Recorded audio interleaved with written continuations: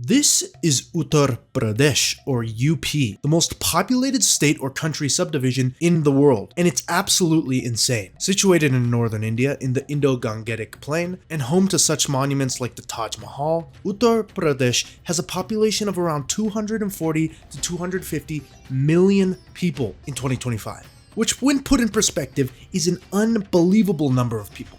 That is around the same population as Russia, Germany, and Australia put together, or alternatively, more than the population of all of Brazil plus 40 million people, or for the Americans, the same population of the entire eastern portion of the USA shown here. Now this population fact alone is already incredible, but it becomes even more insane when you consider these 250 million people are in a state around the same size as Oregon or the United Kingdom. Uttar Pradesh has 3.6 times as many people in the exact same area. Nuts. So now that you get the idea of how unbelievably populated this state is, the next question I want to answer is why?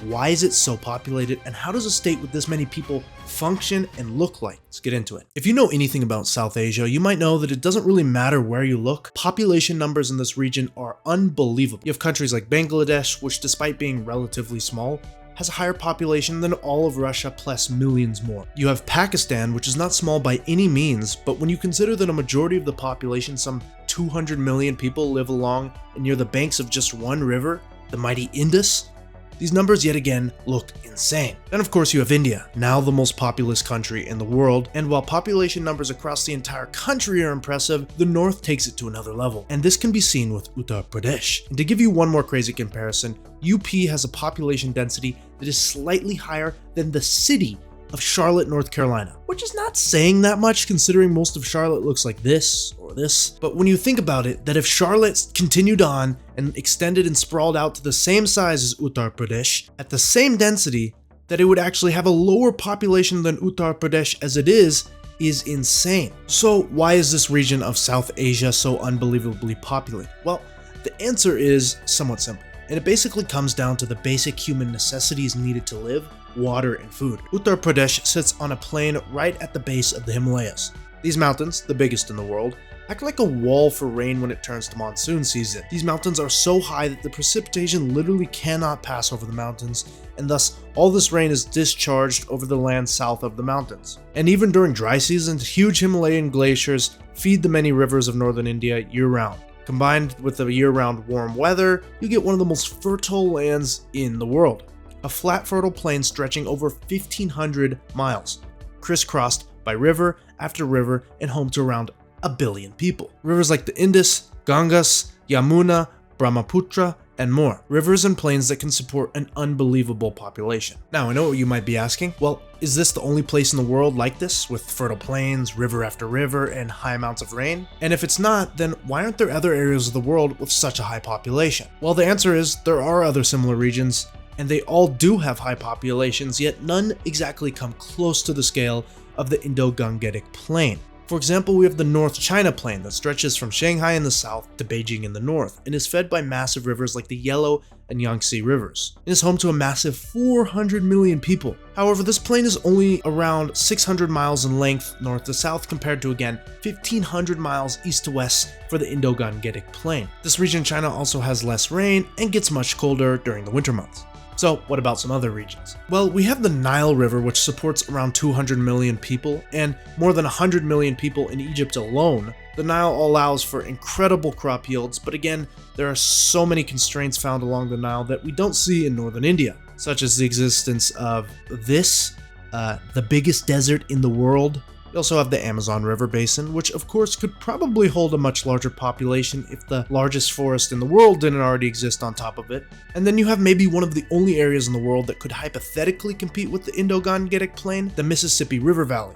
Large, flat, and it also receives a lot of rain. Yet the weather in this region of the US is still far more hostile than in South Asia, and this area only started to develop large population some 200 years ago. Had this area of the US started growing, say maybe at the same time that it did in South Asia, it's quite possible that the Mississippi River Valley could support hundreds of millions more, but it doesn't. So back to Uttar Pradesh. Essentially what you have is a massive state that takes up an area on the most densely populated land in the world. It's not just UP.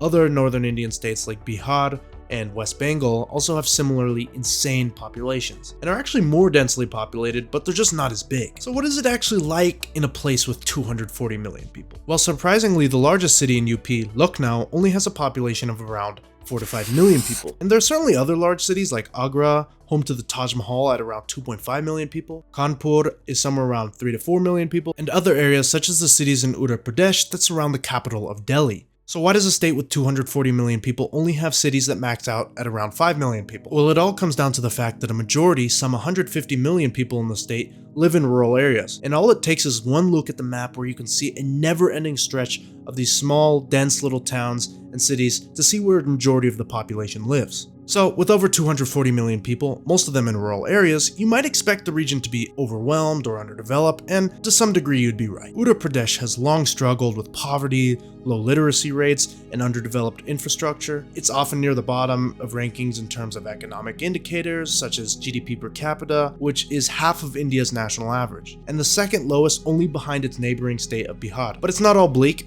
In recent years, things have been changing really fast. Infrastructure projects have been popping up all over. Projects like the Ganga Expressway, Noida Airport, Lucknow Metro, Kanpur Metro, Agra Metro, and more. All this while the state is gradually urbanizing and the economy is shifting away from being mostly agricultural to a mix that includes manufacturing, construction, and services, especially in the area around Delhi. Now, demographically, Uttar Pradesh is also young, with one of the highest birth rates amongst states in India, the median age here being around 25 years old. This means that Uttar Pradesh has a massive potential workforce for years to come, but only if these demographics are correctly harnessed. If they are, UP could become a major driver of India's economy. If not, it could become a demographic crisis. But I guess we'll have to see. As for language and religion, the state is also diverse. Uttar Pradesh is a largely Hindi-speaking state, the biggest in fact, where around 80% speak Hindi. It's home to a large Hindu population, but also around 45 million Muslims, which means UP has a larger Muslim population than Iraq or Saudi Arabia,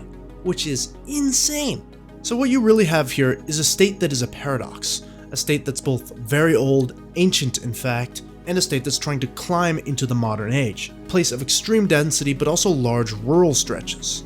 A population that could be a challenge but also a huge potential asset if correctly managed. Uttar Pradesh is an anomaly in many ways, but also in many ways a picture into what the future of India and South Asia as a whole could hold. So thank you very much for watching, I hope you enjoyed, and I'll see you guys in the next video, whatever it is. Thanks for watching, see ya.